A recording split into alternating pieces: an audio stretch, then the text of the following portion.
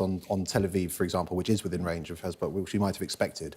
And Israel's allies are saying, look, before that happens, before this triggers a regional conflict, the Israeli government should pull back. The Israeli government's position is this is a limited window of opportunity because Hezbollah will at some point rebuild that communications network and its arsenal, and so it makes sense to keep pressing while they have the advantage. And of course, it's important to remember that whilst there hasn't been open conflict between Hezbollah and Israel, tens of thousands of Israelis have been displaced from northern Israel because of Hezbollah's rocket attacks. Yeah, and of course, Hezbollah is linking those attacks to what's happening in Gaza and saying, we're not going to have a ceasefire unless there's a ceasefire there as well. Kezia, what have you made of this development? And also the fact that you literally have every world leader gathered in New York and they still can't come to some kind of solution. Well, exactly that. We've just heard from Keir Starmer at the UN Security Council talk about international law and the prospect that it might be a paper tiger in moments like this. We have, I think, 21 countries who are collectively saying to Netanyahu, we need a ceasefire, we need it now, we need it for 21 days. And the Israeli government's response to that is radio silence, largely. Certainly, they have key targets in mind in Lebanon, and they're going to carry on seeking to hit those targets before they contemplate a ceasefire. OK, let's bring in another foreign story, and it really just shows, again, what Keir Starmer was emphasising there at the UN, that it's just such an unstable situation. Let's look at the Financial Times. And it shows a picture there of Volodymyr Zelensky, who has been meeting Kamala Harris, moves to soothe Trump anger after visiting swing state factory. I mean, obviously, all eyes on Ukraine and also all eyes on the American election. Yeah, absolutely. The Ukrainians and the Russians both have their eyes on what happens in Washington because there is a widespread perception that if Donald Trump wins, then that will lead to a fall in American support, and that will put Ukraine in a very difficult position indeed, because this war has now dragged on for several years. Ukraine has held on, but it's taken a huge toll on its people, its infrastructure. It depends on American support, and if that wavers, there's a chance that it could, one, cripple Ukraine's war effort, but if not, even if it was just a withdrawal, shatter Ukrainian morale. And you can see why that might happen, because elsewhere in the papers it says that he's failed to get permission to fire American missiles deeper into Russia, which would have been a game changer. So again, as Starmer was saying, just a reminder of just how many danger points there are in the world at the moment. Kezia? Yes, I agree with that entirely, and I think there's always been this sense that Putin was hoping this conflict would last for as long as it possibly could, in the hope of a Trump presidency and a hope that the West, through a process of attrition, would get fed up and tire of sending aid and weapons. So it's very important to Zelensky to try and smooth the path to improve relations with Donald Trump, in the likelihood, increasing likelihood perhaps, that Donald Trump's going to win in November. Let me just ask you, I mean, it hasn't made the papers, obviously, because he just spoke, but what did you make of Keir Starmer addressing the UN General Assembly? What would you make of his message? Do you know, I've got to start by saying I thought he looks incredibly comfortable in that environment, perhaps more comfortable than he does in the political environment of his own conference. He's a serious leader for serious times, and I think that was quite a significant speech covering a number of different bases. Yes, about those serious conflicts in Lebanon, in Gaza, in Sudan, in Ukraine. We're not short of big major conflicts to concern ourselves with, but there was also quite a strong reforming agenda in that speech I heard as well, challenging the very makeup of the UN Security Council itself, talking about a permanent seat for Africa, for example. That's a brave thing to do in your first job, your first day in the gig, Yeah. What did you make of it? I mean, I think the UN has a reputation as a bit of a talking shop, and I don't think that speech really changed. It didn't change my mind, but there's an awful lot of calling on people to do things. And as we've seen in Israel, governments have their own interests, and the idea of the UN as a sort of world police force, it really kind of died with Dag Hammarskjöld in the middle of the last century, when there was that one big intervention in Congo, but that kind of thing hasn't really happened since. On the permanency on the Security Council thing, I think again that actually may be a sign that we're moving away from the UN's functional purpose, because the permanent members of the UN Security Council, it's not like a nice thing to have. It was designed explicitly to avoid conflict between nuclear powers.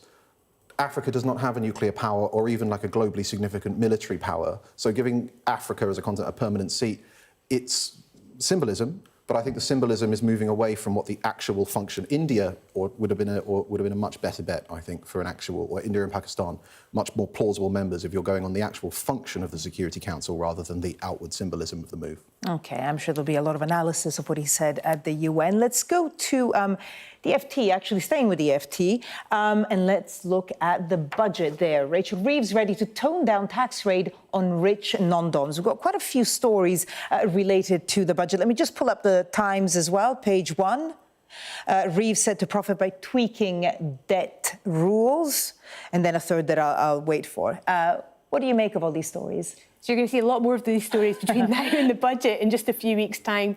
And all eyes here on Rachel Reeves. Her first budget as Chancellor. She's got an awful lot to do to find the money that she needs in order to make this budget work. And there's a suggestion here in the Financial Times that the plans Labour had to fund, in particular, things like free school meals and the expansion of early learning and childcare depended very much on being able to tax non-DOMs. And that there's a suggestion here that they might not be able to make the £1 billion that they had perhaps anticipated to raise from that. And this is all because of potential tax flight. So that balance between how much can you tax rich people before they go, thanks very much, I'm going to move my assets to a country somewhere else. Serious experts here warning it might not reach the sums it needs without some serious tweaks. Yeah, the problem with non-DOMs specifically is that they are the most globally mobile people, almost by definition. And when we say move their assets overseas, actually what the non-DOM status means is that if they have assets overseas, they don't pay British tax on it. So if you have a company in India that employs people in India, pays its taxes in India, all the profit stays in India, you don't have to pay the British Exchequer. Right. And obviously, if you suddenly staying in London as a tax resident means that your foreign overseas businesses suddenly have to pay lots of UK tax, there is a real danger of you moving. This was always a danger with this policy. And the fact is that these people, there's a few tens of thousands of them, pay vast amounts of revenue compared to the amount of people that there are. Let's just bring up the Eye, because there's another budget-related story here. Budget rule change could mean higher interest rates. Of course, we've had a cut, but this could mean that interest rates could last for longer. Why, Kezia? Well, the idea here, I think, is that if Rachel Reeves changes the budget rules so that she can borrow more, and the way that she'll be able to borrow more is by classing things that are already considered as borrowing as assets. So things like the student loan book, for example, represents lots of borrowing, but obviously people will pay it back and therefore it becomes an asset. So if you move that off the book, you don't have the same borrowing figure that you started with, so you might be able to borrow more. Okay. Suggestion, though, that the reaction to that will be a little bit more instability in the economy and the interest rates will rise, and that will affect all our mortgages. Which is the last thing a lot of homeowners will want. Yeah, absolutely, especially given how much pain interest rates caused the last Conservative government. And the challenge for Rachel Reeves is, on paper, changing the rules so that you can borrow for capital investment, which is what she's talking about, is a good thing, right? It doesn't make sense to treat it the same as revenue. But we saw with trust and everything else, the markets are very easily spooked, and stuff like reclassifying the loan book, a lot of the loan book is never paid back. That is actually a risk and a liability. And if you start just trying to pretend that that is a golden AAA asset, then the markets might just get spooked. Henry, stay with us. Coming up, more from the papers, including the Prime Minister has called the ongoing row over him borrowing a Labour donor's flat farcical. We'll discuss that next.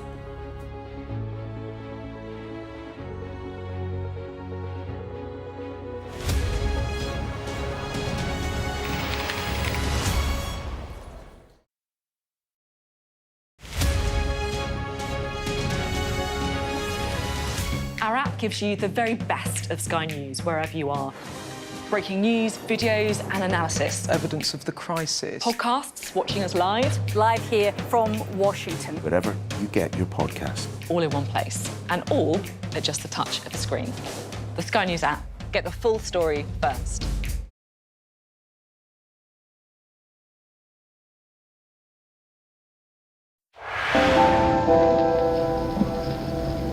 I'm Stuart Ramsey, and I'm Sky's chief correspondent.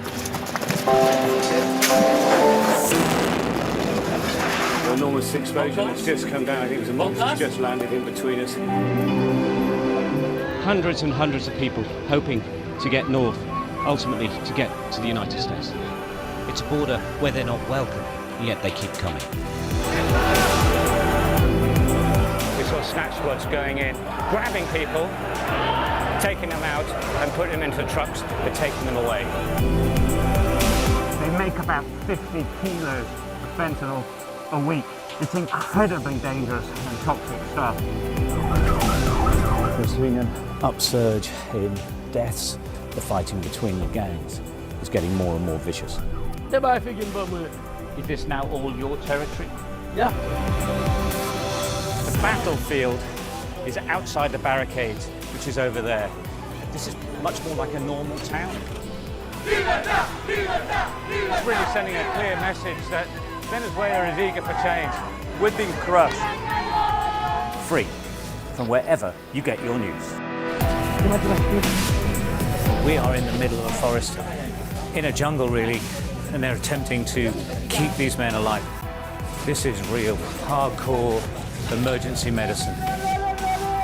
The information on this could bring down the entire network, not just in Iraq and Syria, but across the world. Sky News, the full story first. Hundreds of thousands of people have been using the beast for years to traverse Mexico, but it is really dangerous. Many people have died riding it.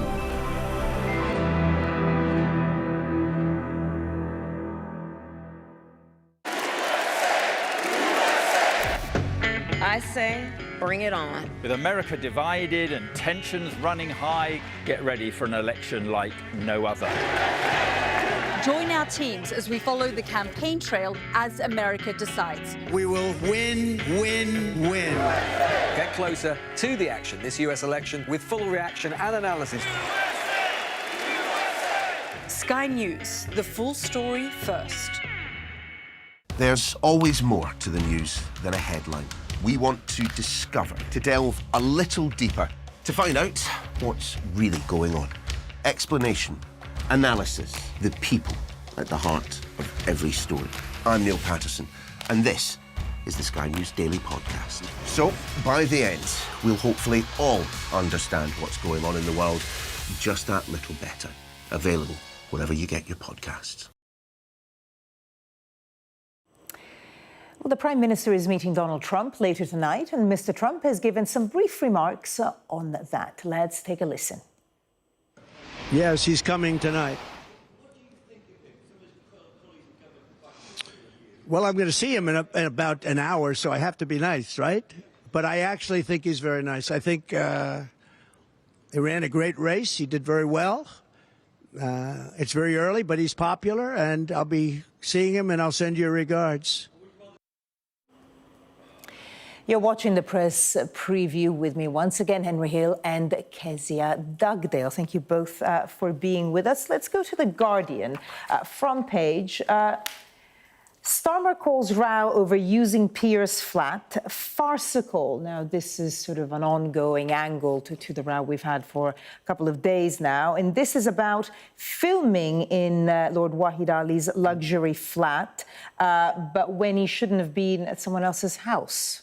Henry. Yeah, this story has really fouled up Labour's first 100 days in office because of the so many different permutations. It started with the clothes and everything else. The reason that this one, which is it's relatively small. So let's explain exactly what the issue is here. Yeah. So here he used Lord Ali's flat to film a video broadcast. But at the time, the COVID guidance was that you should work from home, your own home, if at all possible. Now, it's a relatively small breach in the grand scheme of things, but the danger is they went really hard at Boris Johnson on COVID regulations, right? Like, this is the kind of thing Boris was saying when Boris was caught breaking the rules. Oh, the rules aren't particularly serious.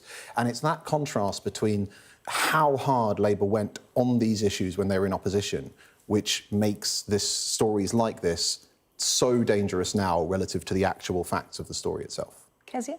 I think that's a perfectly fair take, actually. I think it's a very difficult story for Labour. It's become a running sore for Keir Starmer in the time that he's been in office. That said, I don't think it's a scandal. It's suboptimal. It's really affecting... It's not quite like having parties during lockdown. Sure, it's also not like Greensill or like the PPE scandal. And I think it is important, as much as we can be annoyed and frustrated and disappointed, that there's a degree of proportionality about stories like this. It's not great for Labour's optics, but it's not the scandal that some would like to see it as.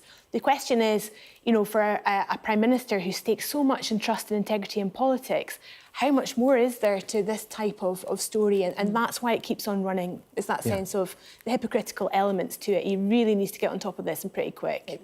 Do you see any sign of that happening? I mean, he's in New York right now, but back home, do you see any sign of this slowing down? Well, I think that the challenge for Labour and for the Prime Minister in particular is that it's very hard for him to get back on the front foot because the substantive politics of the moment are the build-up to what's going to be a very painful budget. So you saw in his conference speech, he was defending the winter fuel allowance cuts and so on. So that's not particularly good ground either. And the challenge, especially, is because he was saying, is that Labour ran on a relatively thin manifesto. They placed a lot of weight on the integrity of their top team and contrasted that with, the sleaze, the alleged sleaze of the Tory era. And so if that goes, if that sense that they're better people goes in the public imagination, and they've got a actually quite unpopular, it may be necessarily policy agenda, how do you get back on the front foot after that? Henry Kesey, we're going to have to leave it there. Thanks so much for being with us. Now it's time to take a quick look at the weather. Well, the last of today's heavy rain will clear the southeast later tomorrow, leaving us with a colder, drier spell before the next storm arrives on Sunday. The Met Office have an amber rain warning for parts of central England expiring at 6 a.m. and there are yellow rain warnings for other central and southern parts. Most inland areas will have a fine if chilly and windy start, but East Anglia and the southeast will be overcast and wet, while blustery showers will run into exposed north-facing coasts. Cloud and rain in the southeast will clear by midday, leaving many places dry with sunny spells.